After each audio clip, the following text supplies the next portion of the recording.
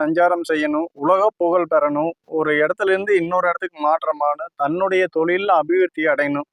இந்த மாதிரியெல்லாம் இருக்கிறவங்களுக்கு ஒரு அற்புதமான விருட்சம் அப்படிங்கிறது பூச நட்சத்திரம் அப்படின்னு சொல்லக்கூடிய குறிப்பா பிறந்தவங்களுக்கும், அதே மாதிரி உலகத்தை தன் நிலையிலிருந்து தன்னைய விட வெளிப்படுத்தின ஒரு அற்புதமான மகான்னு சொல்லக்கூடிய புத்தர் அவதரிச்ச நட்சத்திரம் இந்த பூச நட்சத்திரம்.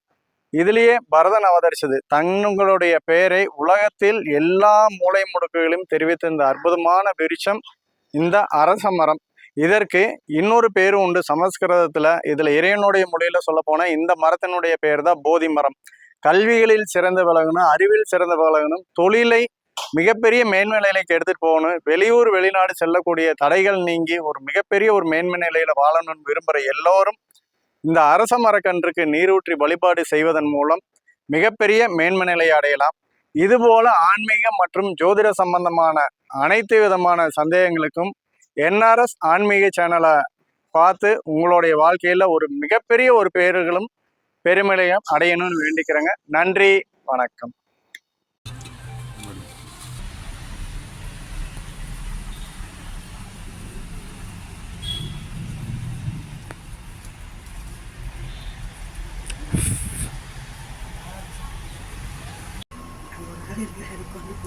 Por